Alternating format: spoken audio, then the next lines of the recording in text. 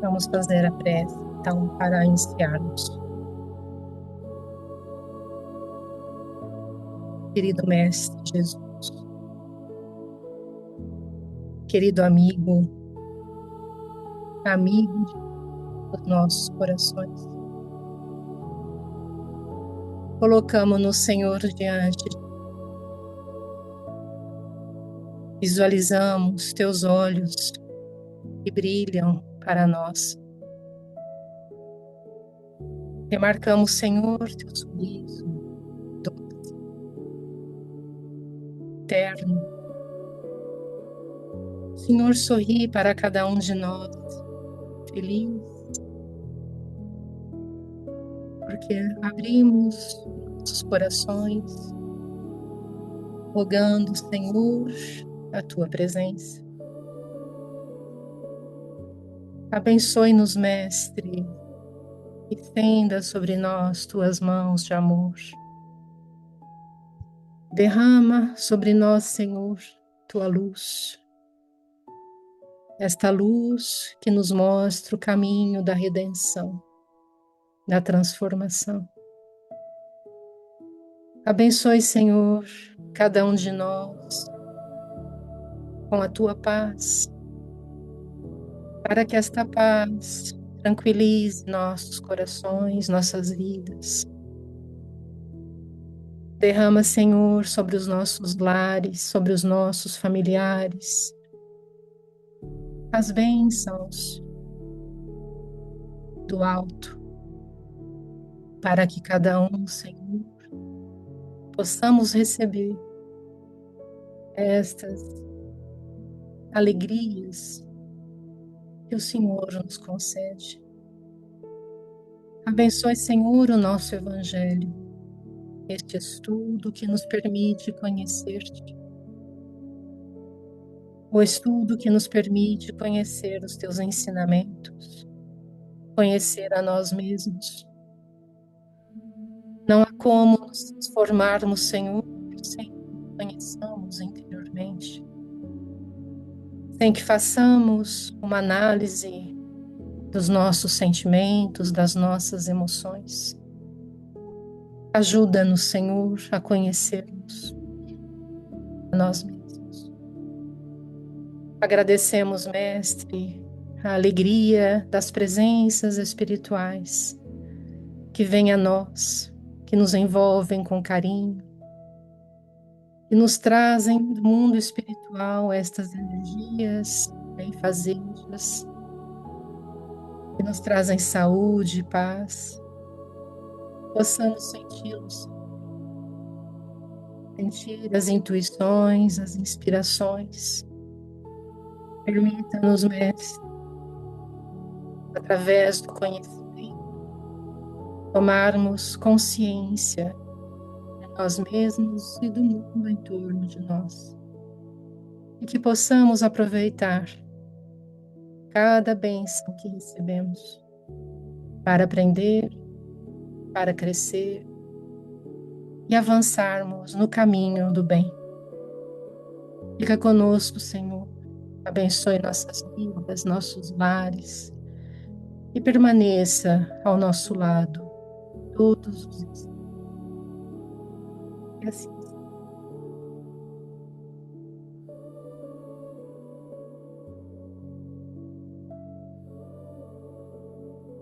Boa noite a todos, queridos amigos. Muito obrigado pela presença. Vamos dar início, então, ao nosso Evangelho. Vânia, você pode ler para a gente o primeiro texto do Evangelho, por favor? Posso sim. Estão ouvindo bem? Sim. Então vamos lá. Para pedir a corrigenda de um defeito. Prefácio. Os nossos maus instintos resultam da imperfeição do nosso próprio espírito e não da nossa organização física. A não ser assim, o homem se acharia isento de toda espécie de responsabilidade. De nós depende a nossa melhoria, pois todo aquele que se acha no gozo de suas faculdades tem, com relação a todas as coisas, a liberdade de fazer ou de não fazer. Para praticar o bem, de nada mais precisa senão do querer. Capítulo 15, número 10, capítulo 19, número 12. Prece. Deste-me, ó meu Deus, a inteligência necessária a distinguir o que é bem do que é mal. Ora, no momento em que me reconheço que uma coisa é do mal, torno-me culpado se não me esforçar por lhe resistir. Preserva-me do orgulho que me poderia impedir de perceber os meus defeitos e dos maus espíritos que me possam incitar a perseverar neles. Entre as minhas imperfeições, reconheço que sou particularmente propenso a. Cada um fala a sua imperfeição, né? E se não resisto a esse pendor, é porque contraí o hábito de a ele ceder. Não me criaste culpado, pois que és justo, mas com igual aptidão para o bem e para o mal. Se tomei o mau caminho, foi por efeito do meu livre-arbítrio. Todavia, pela mesma razão que tive a liberdade de fazer o mal, tenho a de fazer o bem e, conseguintemente, a de mudar o meu caminho.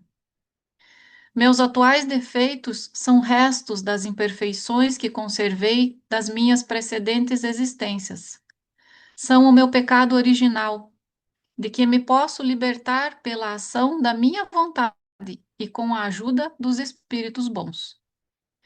Bons espíritos que me protegeis, e sobretudo tu, meu anjo da guarda, dai-me forças para resistir às más sugestões e para sair vitorioso da luta.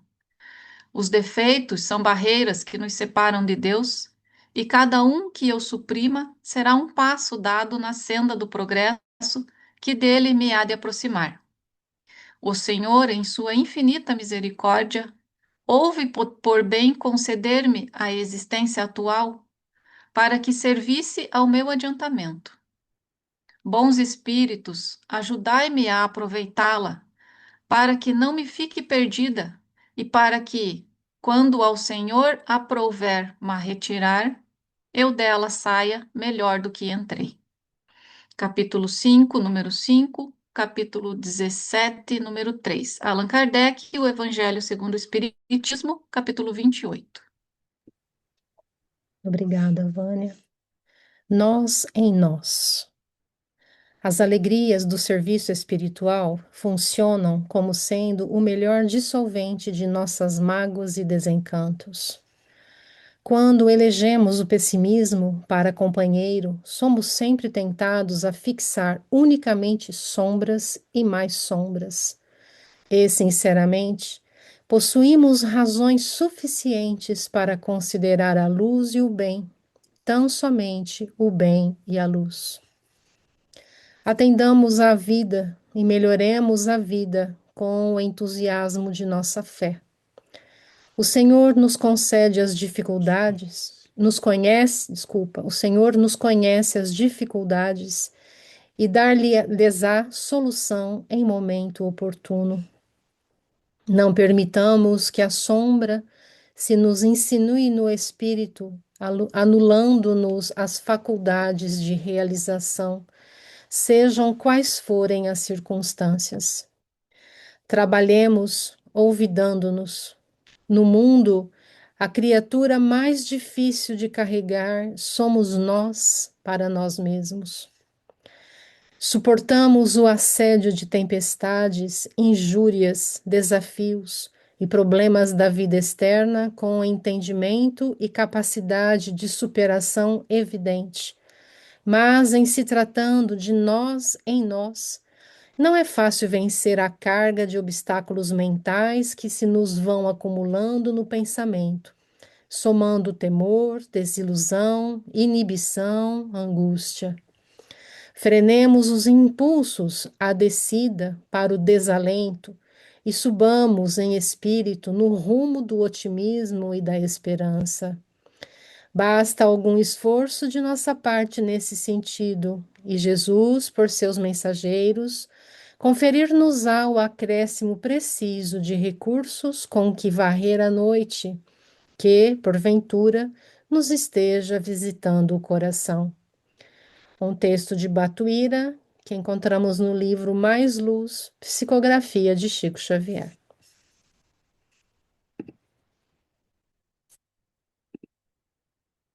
Muito bom, muito obrigado, Vânia. Muito obrigado, Giovana. Muito obrigado a todos. É um texto belíssimo, né? Este texto de Batuíra, é, que é um destes benfeitores muito queridos, né? Que trabalharam como pioneiro na divulgação do espiritismo no Brasil da primeira metade do século XX, originalmente, né, vindo de Portugal, mas um homem que devotou a sua vida, né, ao Evangelho e à mensagem espírita. E nesse texto, né, assim como no texto do Evangelho segundo o Espiritismo, em que Allan Kardec, de uma maneira muito interessante, ele nos coloca, né, entre as muitas orações que ele coloca como exemplos, no capítulo 28, esta pela correção, né, pela corrigenda de um defeito. E nós espíritas sabemos que o propósito da nossa vida é a melhoria constante, né? Tanto intelectual quanto moral. E é claro que nesse processo nós temos que fazer face às nossas imperfeições, né? Então, a primeira grande dificuldade que nós temos para ser espíritas é esta de reconhecer que somos seres imperfeitos e que precisamos melhorar, né? Então, isto já é algo que parece muito simples, mas afasta muita gente, porque é sempre muito bom acharmos, né, que o mundo está errado, que tudo ficaria mais fácil se nos compreendessem, se as coisas mudassem para se adaptar a nós. É, E, na verdade, isto é uma grande ilusão e uma grande infantilidade ainda da nossa alma, né? Nós somos seres perfectíveis, mas longe ainda da perfeição. Nós somos seres que podemos crescer, que podemos aprender, que podemos melhorar, e há coisas que ajudam nesse processo, e há outras que dificultam, né? Uma que ajuda muito é reconhecer que nós temos o defeito, né? Como a Vânia bem destacou, né? Nos três pontinhos, ali naquele momento, cada um de nós deve colocar os seus, né? Ou o seu defeito, aquele que você gostaria de superar. E cada um de nós aqui, né? É convidado nessa leitura a pensar no seu próprio, né? Ninguém precisa externá-lo, mas você pode pensar, né? Como eu gostaria de vencer tal problema, como eu gostaria de superar tal limitação.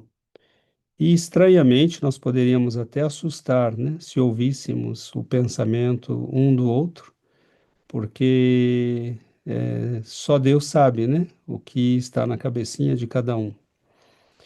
E o que não deveria estar, no entanto, né, na nossa mente é: eu não encontro nada para colocar nesses três pontinhos, né? Está tudo muito bem, eu sou uma pessoa ok, né? Então, aí já mora um certo perigo, né? Também não precisamos colocar uma lista, né, de 30 itens, né? É um defeito e muitas vezes há aspectos da nossa personalidade que são aspectos chaves, né? Se aquilo fosse corrigido, muitas outras coisas seriam corrigidas automaticamente, né? Agora, então, primeira coisa é reconhecer que temos necessidade de melhoria. A segunda é termos um certo conhecimento de nós mesmos, né? Porque há pessoas que, se perguntarmos, elas vão dizer: não, tá tudo bem, é assim mesmo, e eu sou desse jeito, e cada um é do jeito que é, né? Deus é responsável por isso, ele me fez assim. E, na verdade, a doutrina espírita nos mostra que não é bem assim, né? Deus nos fez simples e ignorantes, nos deu a eternidade, nos deu múltiplas vidas para crescermos e aprendermos, né? Ele não tem pressa, nós é que devemos ter, e nós somos perfectíveis. Então, Deus não é responsável por isso, né? Ele nos deu tudo o que nós precisamos, como um pai, né, que leva o filho para a escola e lhe dá a oportunidade de aprender, mas ele pode recusar. Então, são muito bonitas essas duas mensagens, né? Valeria a pena até irmos explorando um pouco cada item, né? Porque na prece Allan Kardec coloca, né? Me preserva-me do orgulho que me poderia impedir de perceber os meus defeitos. Então, Esse é o primeiro, esse é então, o né? primeiro, né? Já é, a gente, na prece, ele está destacando, por exemplo, eu poderia colocar nos três pontinhos ali a cólera, né? Mas como é que eu posso corrigir a cólera se eu não tiver, né, a humildade de reconhecer que eu sou colérico? Então, eu não vou conseguir corrigir, porque o meu orgulho está me impedindo de ver, né, que eu tenho esse problema. Então, é muito lógica a prece de Allan Kardec, né? Porque você pode enunciar o seu defeito, mas antes disso é preciso ter a humildade de reconhecê-lo, né? Então, é muito interessante a forma como o codificador se articula, né? O texto, e, e ele explica que nós somos propensos ao bem e ao mal porque somos livres, né? Nós podemos escolher que os nossos defeitos atuais são ainda os resquícios, né, de nossa herança pessoal. Nós não nascemos com defeito genético, né, por sermos às vezes fracos, ou por faltarmos de coragem, ou por sermos coléricos ou muito vaidosos. Não são defeitos genéticos nem herança psicológica genética, né? São a nossa herança pessoal, aquilo que nós trazemos conosco das nossas múltiplas encarnações. E há muita coisa que nós já aperfeiçoamos, né? Pode parecer que não, mas há muito que nós já aperfeiçoamos, né? Sermos capazes de viver em sociedade, termos família, não resolvermos tudo com violência, né? Eliminarmos a morte, do inimigo ou do adversário como uma prática comum, o que já foi no passado muito comum, né? A violência, mas ainda temos muito a corrigir e a melhorar. E o texto de Batuíra é muito bonito nesse sentido, né? Valeria a pena depois explorarmos um pouco cada pedacinho dele, porque realmente é um texto que condensa muita coisa interessante. Mas eu vou me deter por aqui para não me alongar mais do que isso, né? Agora, lembrando, né, antes de abrir a palavra a todos, que nós não precisamos, né, de julgadores, não precisamos apontar o dedo para ninguém e também devemos ter uma certa compreensão conosco mesmos, porque justamente por sabermos, né, que somos seres imperfeitos, a única coisa que nos é solicitada, né, como Allan Kardec bem diz no capítulo 17 do Evangelho segundo o Espiritismo, é esse esforço constante de melhoria, né? Agora, se nós não fizermos esse esforço, qual é o sentido da nossa vida? Qual é o propósito de estarmos aqui? É como ir para a escola e sair dela tão ignorante quanto entramos, né? Não tem sentido. Então, a nossa vinda ao planeta é em busca de aperfeiçoamento, né? Nós viemos aqui para enfrentar o nosso passado, né? Para lidarmos com as consequências do passado, mas também para construirmos um futuro, para aprendermos, para crescermos, para melhorarmos, né? Porque a nossa única herança é essa. Tudo mais passa. Aquilo que nós construímos e que se estrutura na nossa personalidade, experiências, saberes, né, vivências, transformações pessoais, Tudo isso é herança que permanece e que seguirá conosco, né? Então, a vida pode ser imensamente rica, como diz Batuíra, né, num certo sentido, ou ela pode ser pobre, né, se nós não entendermos o sentido dela, né?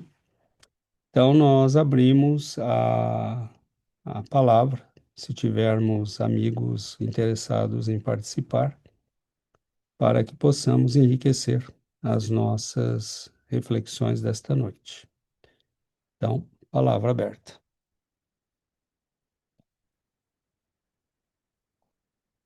Então, aproveitar aqui que está aberto e ninguém se manifestou. Eu acho que essa análise, né, de que nos é proposta, né, nesses dois textos é uma análise muito importante, porque nós não temos como fazer um trabalho de transformação pessoal, de transformação íntima, se nós não nos conhecemos, né? Então, a transformação começa pela análise pessoal.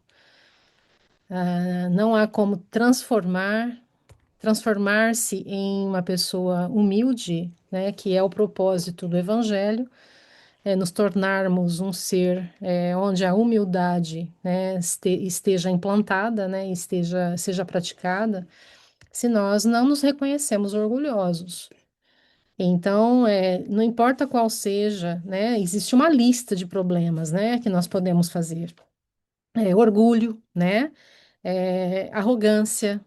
Então, a gente pode fazendo essa análise o que se encaixa em nós, né? Orgulho e arrogância, o egoísmo e o individualismo, né? Se achar, né? Pensar somente em si mesmo, né? Nos próprios interesses. Inveja e cobiça, né? A pessoa invejosa, né? Fica sempre olhando o que tem o outro e fica com ciúmes do que o outro, né?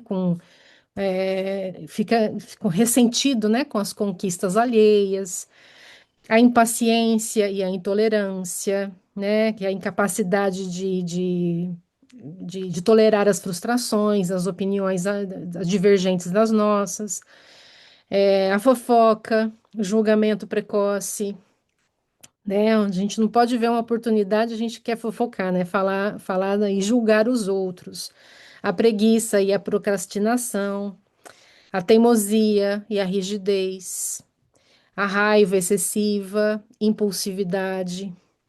Então, existe uma lista de defeitos, né? E está tudo em nós, essa lista, um pouco de cada. E nós temos que nos reconhecer lá dentro. Às vezes, a gente não temos dificuldade de nos reconhecermos, de reconhecer esses defeitos, porque como diz no texto, né, o orgulho muitas vezes nos impede, a gente acha que está tudo bem e que o mundo tem que se adaptar a nós.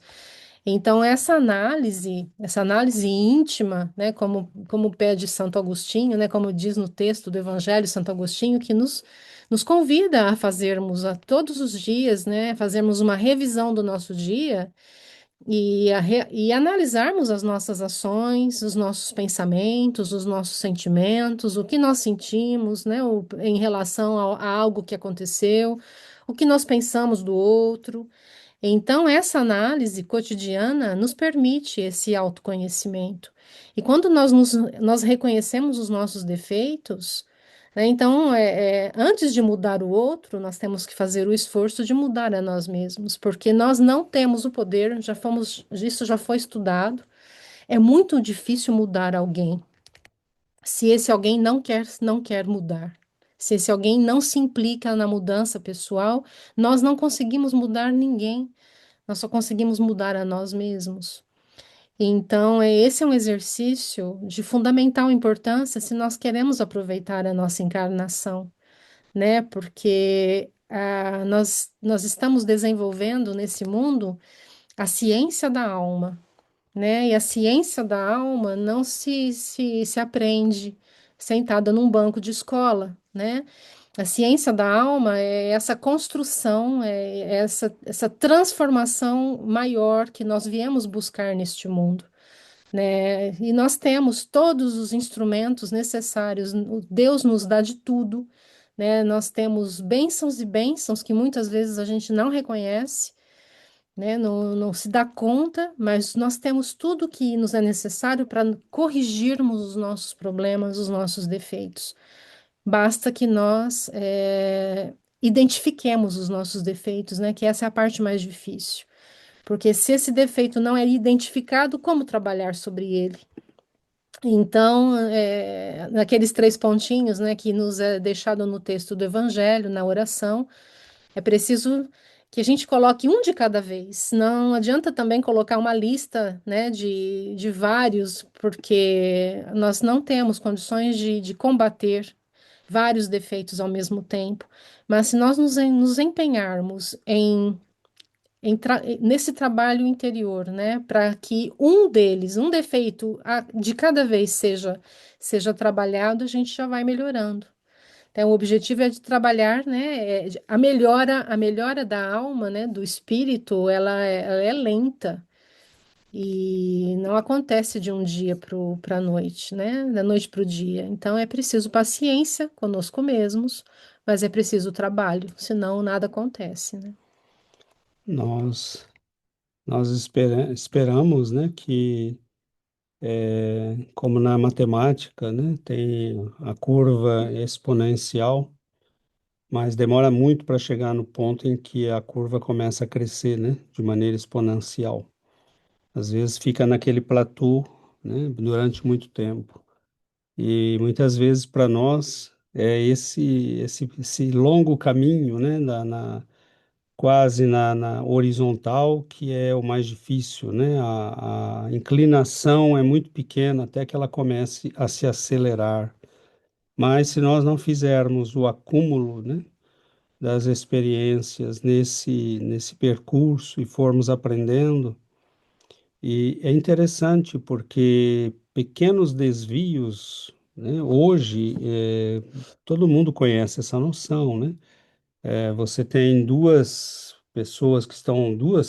corpos que estão juntos, né? Um sai aqui 5 graus à direita, né? Lá na frente isso vai ser imenso, né? Em termos de separação. Então, pequenos ajustes que nós vamos fazendo, né? Na nossa personalidade, na nossa maneira de agir, né? A Giovana deu uma lista, né? Para nos ajudar a refletir, mas nós também podemos pensar em outros termos, né? Por exemplo, após 3, 4 anos de espiritismo, eu continuo com os mesmos problemas? Eu continuo com os mesmos pensamentos? Eu continuo com as mesmas formas de pensar, agir e reagir? Então, aí tem alguma coisa que nós precisamos analisar, né? Nós não conseguimos mudar tudo, né? É muito evidente isso. Mas continuarmos os mesmos, né, também é algo que não tem sentido, né? Então, essa autoavaliação, a Giovana citou Santo Agostinho, né? Ele recomendava, né, de chegarmos no fim do dia e passarmos o dia em revisão, e nós vamos percebendo, né, que nós fazemos muito pouco isso. E nem assim, às vezes, uma vez por semana, né, de parar um pouco e analisar as conversas que tivemos, os encontros, as pessoas com quem estivemos, como agimos, como reagimos, né? Porque não pode haver melhora se nós não fizermos um acompanhamento do processo, né? Então é algo que nós precisamos ir prestando atenção. E nós estamos num mundo que nos desvia a atenção o tempo todo, né? Esse mundo é construído para o exterior, ele não é construído para o interior, ele é construído para nós olharmos para fora o tempo todo, né? Então, nesse texto de Batuíra, ele dá algumas recomendações que são é, bastante importantes, né? Por exemplo, recoloco o texto aqui, né? Quando elegemos o pessimismo para companheiro, somos sempre tentados a fixar unicamente sombras e mais sombras. Quer dizer, pessimismo não ajuda, não adianta, né, nós ficarmos chorando e não vai dar certo, eu não vou conseguir, isso não tem solução, né? Nós temos, ele diz aqui, nós possuímos razões suficientes para considerar, né, somente o bem e a luz.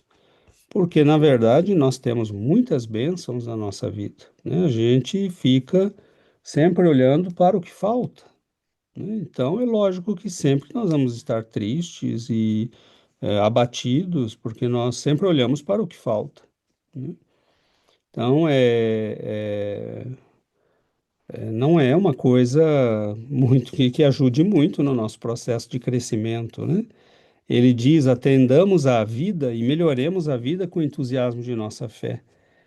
Talvez a primeira fé que nós precisamos ter é essa de que nós seremos capazes de vencer a nós mesmos, né? E o Senhor conhece as nossas dificuldades, Ele vai nos ajudando, né? Desde que Ele veja na nossa, da nossa parte o esforço necessário, né? Aí diz ele: não permitamos que a sombra se nos insinue no espírito.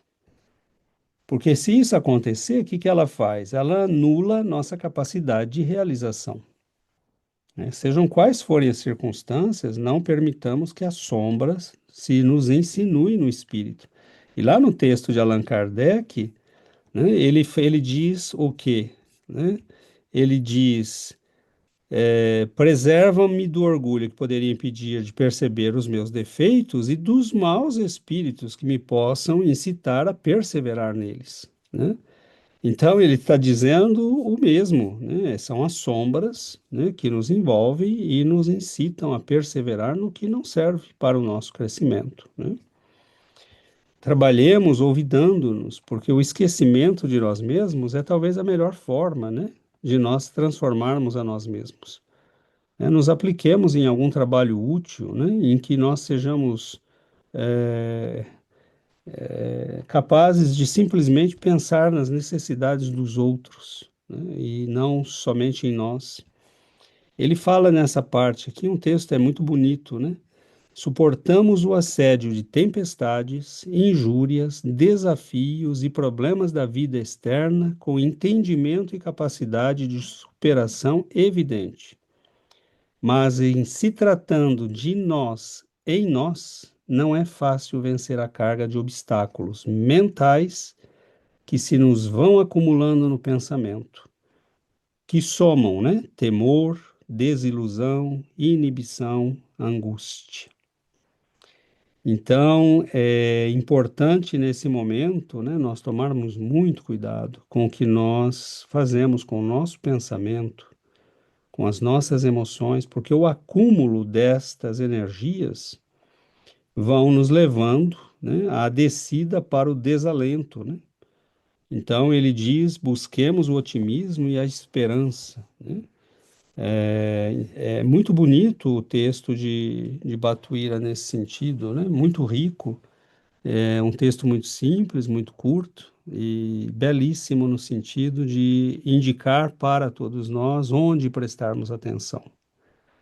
Não é fácil, não é um combate para um dia, é um combate, é uma verdadeira odisseia, né? Os 12 trabalhos de Hércules, são os 12 trabalhos de Hércules, né? E esses são quase nada perto, né, das lutas que nós teremos ao longo das encarnações. A mitologia está repleta, né, de heróis que precisam vencer monstros, hidras, né, ciclopes, e nós vamos vendo que esses seres são as figurações das nossas imperfeições, né?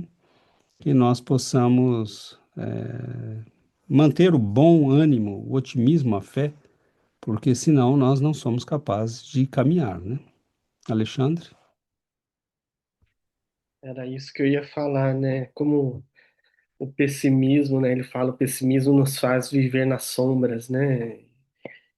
E como não é fácil vencer, e parece um texto pessimista, mas não é altamente otimista, né? É justamente, olha ao contrário tudo isso, né?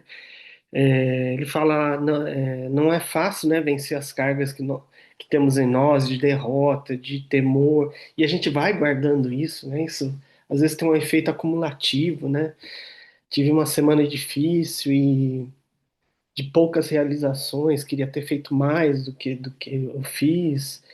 E aí fiquei remoendo isso, e hoje eu estava pensando, né, domingo já é o dia que aproxima da segunda, a gente já começa a meio refletir sobre a semana, e fiquei, nossa, que difícil, ai, como estou angustiado. E lendo esse texto é justamente ao contrário, né? Não fica nessa faixa vibratória, não fica nesse pensamento, porque você não vai sair do lugar, né? E eu estava pensando como às vezes a gente vai guardando essas pequenas derrotas, essas desilusões, mas a gente não tem a tendência de olhar as vitórias, né? Que às vezes são pequeninas, mas são grandes vitórias, né? O fato da gente estar aqui ainda reencarnado, levantar todos os dias, ter uma nova oportunidade, é uma grande vitória, né? A gente para de olhar tudo isso como vitória e tem uma tendência a olhar o que não dá certo, né? Direito. Então, é justamente, achei bonito esse texto, porque é justamente vai sem culpa, vai trabalhando, sem autoflagelo, não deixa, não fica nesses estados de consciência negativa, porque a gente tem mais vitórias do que derrotas se a gente olhar com lupa, né? E, obviamente, tem minha lista de imperfeições superativas, né? Mas refletindo enquanto o César estava falando, nossa, como eu mudei, como eu mudei. Acho que uma coisa que eu mudei muito era o fato que eu sempre achava um culpado para eu não ser culpado. Então alguém tinha feito um erro lá que me levou a fazer um erro aqui. Não era eu o culpado, né?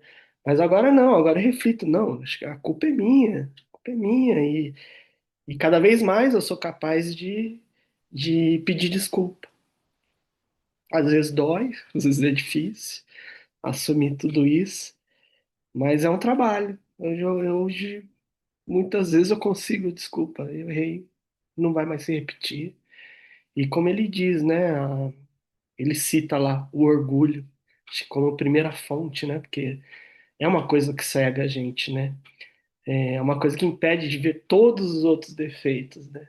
Então acho que trabalhar esse orgulho também é o primeiro item da lista, né, dos ativos aí que eu tenho que trabalhar também. Mas é isso, achei muito bonito, nós em nós, né, muito bonito, já, o nome já é bonito. E no final achei muito otimista, me deu bastante otimismo para recomeçar a minha semana. Isso aí, gente. Obrigado. Obrigada, Lê. Esse otimismo, ele é algo que o Espiritismo nos dá, né? É, eu, eu, esse otimismo vem da nossa certeza de sermos filhos de Deus, de sermos imortais, na certeza de que estamos num caminho de aprendizado, de que tudo que nos acontece é para o nosso bem, para o nosso aprendizado. Quando a gente muda o nosso olhar sobre as coisas em torno de nós e sobre nós mesmos, nós vamos ficando mais leves, porque a nossa fé aumenta muito quando a gente acredita em tudo isso. Então, ter a fé, né, ter essa fé fortalecida e nesta compreensão faz toda a diferença, porque esse otimismo vem disso, vem da fé e desta certeza de que há algo muito grande que nos espera, há uma vida eterna diante de nós, né? A nossa imortalidade, o que nos espera, o que nós seremos daqui a um século, o que nós seremos daqui a alguns anos, se nós já estamos percebendo, né? O Alê testemunhou o que ele já percebe de mudanças nele. Todos aqui temos dificuldades em pedir desculpas. Todos aqui temos dificuldade nisso. E isso é o quê? É orgulho, né? Todos aqui temos dificuldade em mudar a forma de pensar, né? A gente vê, a gente está sempre pensando da mesma forma. Nós temos uma rigidez mental muito grande, mas isso tem que ser isso é um trabalho, né? Que tem que ser consciente e percebendo a nossa rigidez mental, a nossa forma de pensar, as nossas angústias, né? Tem que ser trabalhado. Então, e esse trabalho, ele vai ser realizado através da nossa vontade, através do nosso querer, né? Do querer mudar, do querer fazer melhor, do querer ser diferente, do querer reagir de forma mais tranquila e não com cólera, com raiva, né? Do querer perdoar. Perdoar é outra coisa que também é muito difícil, né? É difícil pedir perdão, mas é também difícil perdoar. Então, são aprendizados que levam tempo e levam e exigem um esforço muito grande da nossa parte. Porque se não fosse assim, nós não estaríamos aqui, né? Nós não estaríamos mais aqui, já estaríamos num mundo melhor. Então, se estamos aqui é porque temos tudo isso a ser corrigido ainda em nós. Então, é muito interessante, né? Porque todos todos os discípulos que se aproximaram de Jesus eram seres humanos como nós, né? Mesmo aqueles que ele convidou pessoalmente, mostraram eh, tipificações humanas normais, né? Eh, Judas era um homem, né, extremamente corrompido pelos interesses políticos, mundanos, pelas aparências, pelo poder, pelo dinheiro, né? Maria Madalena vinha de uma vida, né, de equívocos e de tormentos. Simão Pedro era um homem de coração, generoso, né, combativo, mas volúvel, né? Ele variava muito, né? Hoje ele seria classificado aí, né, como uma pessoa que tinha bipolaridade ou algo do tipo, né? Cada um deles tinha as suas peculiaridades humanas, né? E a beleza é justamente essa, que é no contato com o Cristo, eles foram sofrendo um processo de transformação, e não é um processo de transformação qualquer, porque com a rara exceção de São João, né, de João Evangelista, todos os outros, a tradição, né, conta que foram sacrificados, morreram sacrificados pelo Evangelho, divulgando o Evangelho. Então, você não morre por uma Mentira, tolice, por mentira. uma mentira, você não morre por uma tolice qualquer, né? Você não entrega a sua vida por uma mentira, uma ideia que, ó, isso é muito Uma coisa que bonitinho. você duvida, né? Exato, né? Então, assim, não essas pessoas não estavam de brincadeira, né? Eles conheceram Jesus, eles viveram com Jesus, eles sabiam, né? Muitos deles estavam lá, mesmo escondidos no meio da multidão, quando o Senhor enfrentou o sacrifício sozinho. Então, é um combate, esse combate do aperfeiçoamento, né? Simão Pedro, quando ele nega Jesus, ele chora, né? É essa lágrima de dizer, eu errei, né? Mas ele não tem o orgulho que tem Judas, né? Judas não aceita que errou e se enforca, né? Simão Pedro pede perdão e retoma o caminho, né? Então, o nosso problema não é errar, é ter essa honestidade de propósito de querer melhorar, né? E muitas vezes nós estamos vindo ao Cristo, ao Espiritismo. É, é muito natural quando nós nos aproximamos da doutrina, buscando a melhora de alguém, buscando sairmos de um problema, de uma dificuldade, mas se nós ficarmos restritos a isto, nós não teremos entendido o propósito fundamental, que é o da nossa transformação. Porque os problemas que nós temos, como diz Batuíra no texto, né, ou como diz Allan Kardec também no texto, né, são resquícios do nosso passado. E continuarão existindo e sendo reproduzidos se nós não mudarmos a causa deles. E qual é a causa dos nossos problemas? São as nossas imperfeições, né? Então, esse combate espiritual da melhora de si mesmo não é conversa para fazer gente boazinha, é conversa para fazer gente profundamente transformada, corajosa, autêntica, autônoma, né? Pessoas que vão se livrar da causa dos problemas, porque vão corrigir a causa do problema. né? Então, há pessoas que vão passar a vida inteira procurando a solução para o marido problemático, né, no centro espírita. E nunca vão entrar num processo de transformação pessoal, né? Então, não entendeu ainda, não entendeu ainda, né? A mensagem não chegou, né? E esse combate imenso, São Paulo, né, ele expressa isso belamente na sua carta aos Coríntios, quando ele diz, ele lamenta, né, de uma maneira muito amarga até, ele diz, decepcionado consigo mesmo, o mal que eu não quero fazer, né, eu faço. E o bem que eu quero fazer, eu não faço, né? O homem velho, né? Ele diz, esse é o homem velho em mim, né? Então, nós vamos ter que nos acostumar. O que que é isso, né? É você ir para um combate e levar uma surra. E aí você volta, né? Treina mais e volta para o combate, né? E às vezes, né, leva ainda uma surra, porque é o trabalho de aperfeiçoamento. Esse combate, meus amigos, ele está sendo descrito, né? Esse livro, esse aqui tá velhinho, tadinho, né? O barulho que estava aqui é o É um César livro. folheando o Folheando, ele livro. tá até, Tá até duro. tá até duro já as páginas, mas O Bhagavad é o Gita. Bhagavad Gita, né? É um livro da tradição hindu que tem 5.000 antes de Cristo, né? Esse livro já estava lá. E você começa a ler, né?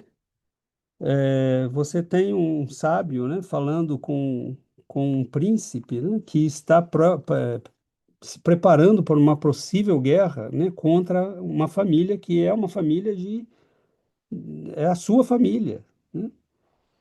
E ele fala, né, o sábio, a ele que estava repleto de amargura e com os olhos cheios de lágrimas, dirigiu-se o Senhor, né, e o consolou com as seguintes palavras. Fala o sábio, né?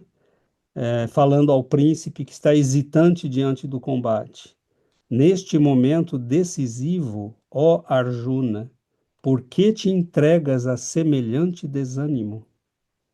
Indigno de um ariano, né? E que te fecha os céus. Não cedas à fraqueza que de nada serve. Enche-te de coragem contra teus inimigos e sê o que realmente és, né? E aí, quem são os inimigos dele, né? Os dois comandantes, né? Se chamam na filosofia, na literatura hindu, né? Bhishma e Drona, né? São chefes dos dois exércitos adversos, simbolizando as principais forças do ego humano em luta contra o eu divino no homem. Quer dizer, isso aqui tem 5.000 anos antes de Cristo, quer dizer, 7.000 anos até hoje. E já está descrevendo exatamente isso, né? Nós estamos um pouco atrasados, né? Porque quem entendeu isso aqui lá em 5.000 antes de Cristo já avançou, mas nós estamos chegando aqui agora, né? Jesus já faz 2.000 anos. Então, assim, nós não temos realmente tempo nem para desânimo.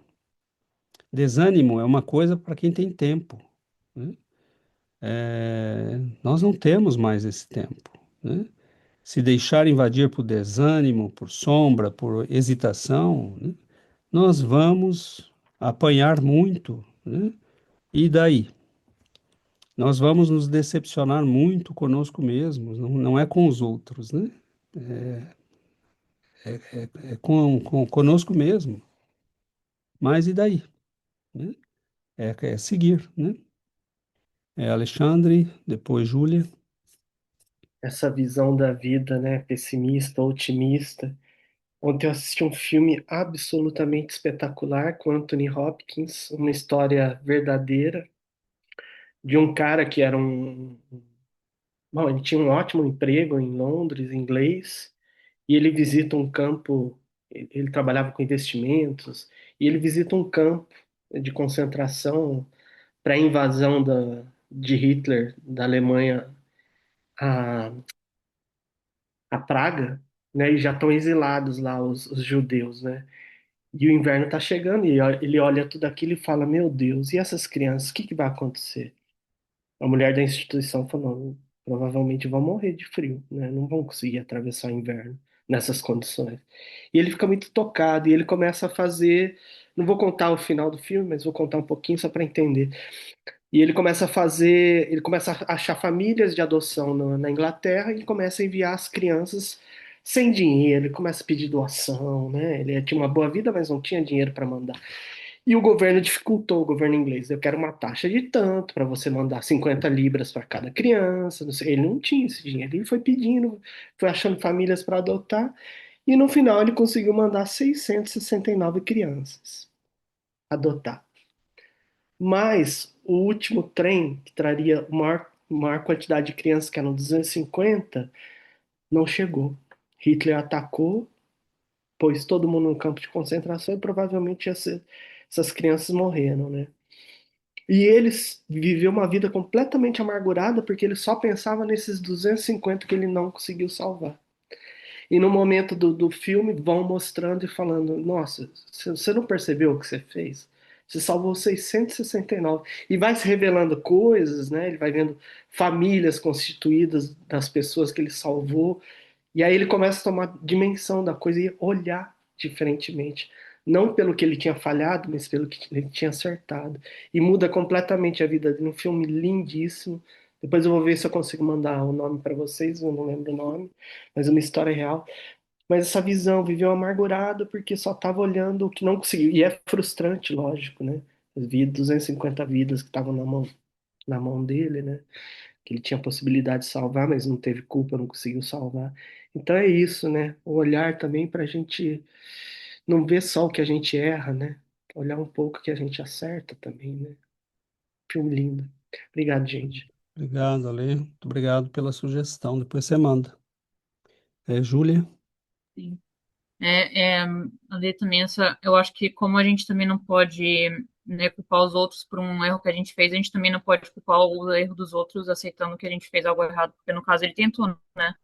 Não foi que ele não tentou, então no fim das contas, então ele não fez nada errado, só que não deu certo por causa de uma terceira pessoa. Então a gente também não pode se culpar por uma coisa que a gente tentou fazer e infelizmente outra pessoa acabou.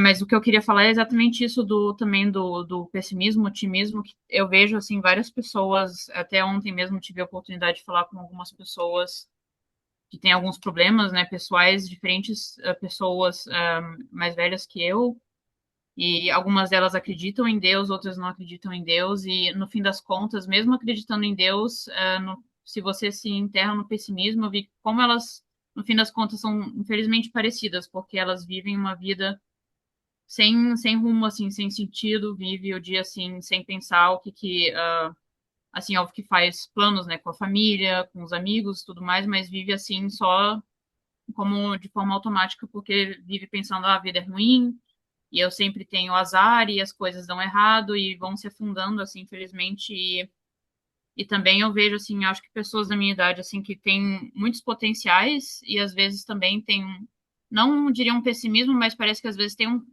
já uma tendência a ter um pessimismo e perde, assim, várias Exato. oportunidades. E, assim, eu pessoalmente acho, assim, de que todos os erros que eu tenho, o otimismo é com certeza, assim, uma das ferramentas mais fortes que eu tenho, porque isso, assim, me leva bastante para frente, mesmo com os meus defeitos e eu acho que isso é uma coisa muito importante porque você consegue mesmo você acreditando em Deus, mas você tendo pessimismo, é muito difícil você ir para frente, né?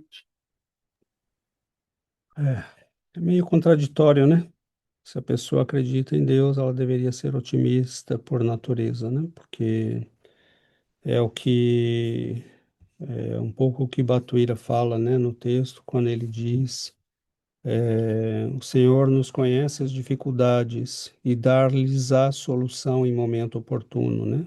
Mas atendamos a vida e melhoremos a vida com o entusiasmo de nossa fé. Então, nós não podemos resolver tudo, mas ele não fala resolver, ele fala melhorar, né? Melhoremos a vida, no que nós pudermos fazer. Talvez eu não consiga resolver as coisas, mas eu posso melhorar, né? Então, eu lembro da experiência eu trabalhei muitos anos, né, como diretor de uma creche lá no interior de São Paulo, uma creche espírita, né? e nós visitávamos às vezes as casas das crianças, era numa favela, e entrávamos numa casa, era um verdadeiro barraco de favela, né? E aí você entrava numa outra, estava tudo limpinho, né? Tudo arrumadinho, louça lavada, né? Lembro de uma que eu entrei, ela forrava o chão com papelão, né? Porque era um chão de terra, né? Então, essa pessoa está numa favela, mas ela melhorou o lugar em que estava, né? Então, a vida nós, né? Nós somos chamados a não nos deixarmos abater, né? Claro que a luta nesse mundo não é fácil, que as coisas são difíceis, né? E é parte do aprendizado nosso, né? O mundo é uma permanente oposição, né? Você vai arrumar uma cadeira, dá trabalho. Você vai corrigir um pedaço do terreno, dá trabalho. Tudo dá trabalho, né? Porque é realmente um mundo que foi feito para a nossa educação, né? E em termos morais também, né? É um processo de aperfeiçoamento. Mas é muito bonito, né? Porque nesse texto que eu li do Bhagavad Gita, né? Tradução do Humberto Roden, ele diz, né? A frase de encorajamento que ele diz, né? Para Arjuna, não sei se vocês notaram, né? Mas ele vai dizer, se eu achar rapidamente, né? É, Mais pra frente, acho. Ficar um pouco mais para frente. Tirar o... Ele diz, né? Não cedas à fraqueza, que de nada serve. Enche-te de coragem contra teus inimigos. Os inimigos são internos, né? É um combate que está sendo é como a Odisseia, né? De Homero. É um combate que tudo indica é fora, né? Mas na verdade é um combate que representa um combate interno, né? E o Bhagavad Gita é a mesma coisa, né? E ele diz: Não cedas à fraqueza que de nada serve. Enche-te de coragem contra teus inimigos e sê o que realmente és. Então, o que nós somos realmente? Nós somos filhos de Deus. Nós somos herdeiros da eternidade. Nós somos herdeiros do universo. Parem para pensar nisso. Nós somos herdeiros do universo. Mas eu preciso entrar na posse dessa herança, eu preciso merecê-la. Então, ser quem tu Como és. não ter otimismo diante Como disso? não ter otimismo, né, diante disso? Imaginar que o ser que criou este universo com bilhões de galáxias, 200 bilhões de galáxias, até onde a gente pode ver, né, com os telescópios que temos hoje, com as máquinas que temos hoje, este ser também nos criou. Não deve ser brincadeira, né? Não deve ser por brincadeira, deve ter um propósito, né? Então, acho que aos poucos nós vamos, né, entendendo e melhorando e entendendo que esse combate vale a pena, um pouquinho por dia. E Jesus não teria vindo, né? Se não tivesse um propósito. Por que ele veio? Por que Exato. ele passou pelo que passou?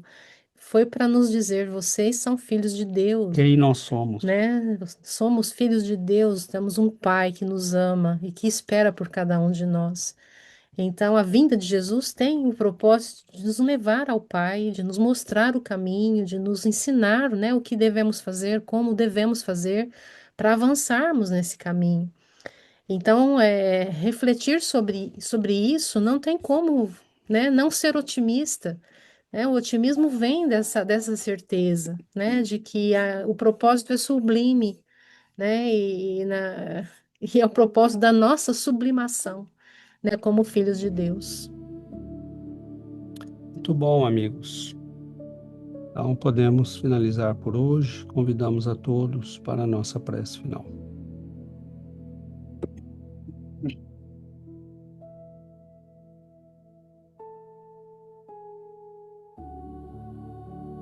Querido Mestre Jesus, Senhor da luz, Mestre, guia de nossos caminhos, nós agradecemos, Senhor, o Mestre que segue à frente, que nos mostra o caminho,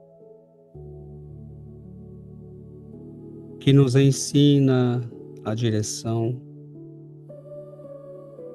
que nos dá o exemplo, que nos envia amigos e mensageiros. Obrigado, Senhor, pelos 75 anos em que escrevestes utilizando as mãos de Chico Xavier. Obrigado, Senhor, pelas palavras de luz expressas por Emmanuel. Eram tuas palavras. Obrigado, Senhor, pelas mãos, pelo coração, pela mente iluminada de Allan Kardec, que descortinou para a humanidade o conhecimento das leis que regem a vida. Nós conhecemos esta imensa história de lutas que é a reencarnação de cada um de nós. Esta epopeia, quanto já vivemos, quanto já acumulamos, quanto já aprendemos. Agora é tempo de marcharmos na direção correta. Basta de experiências, basta de desvios. Nós queremos, Senhor, o caminho que Tu és. Nós queremos a luz que o Senhor representa. Nós queremos, Senhor, o repouso do combate,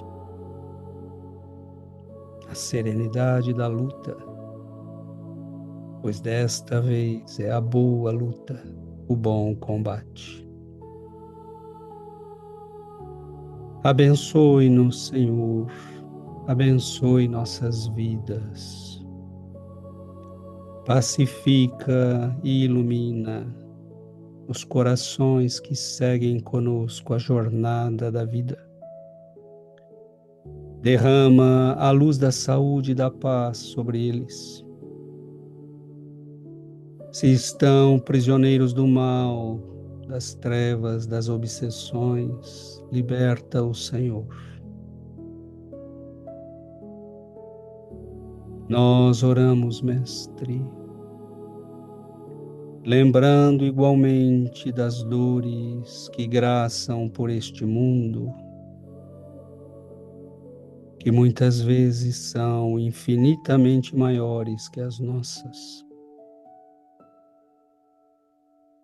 Podemos chorar um filho doente, mas quantas mães choram um filho perdido para a morte?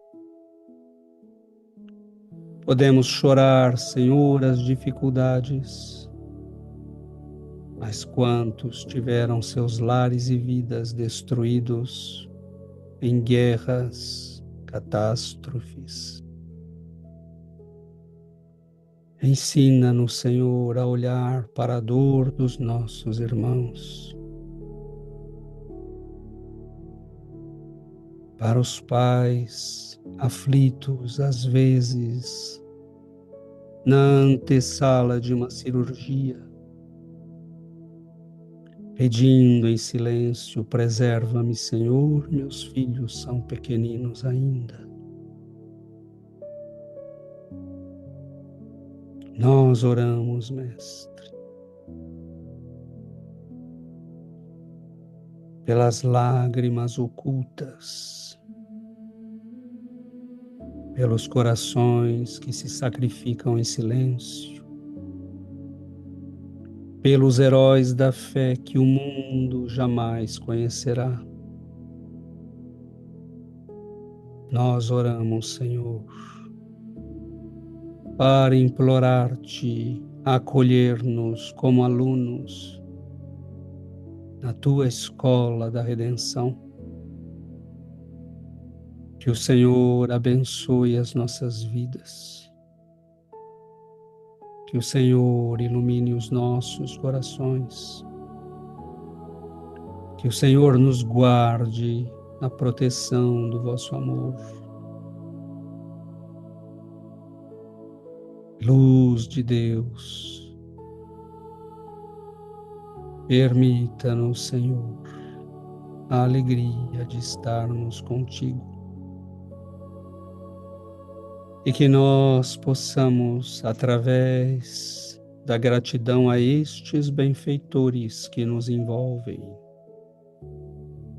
expressar-te a nossa alegria e a nossa gratidão.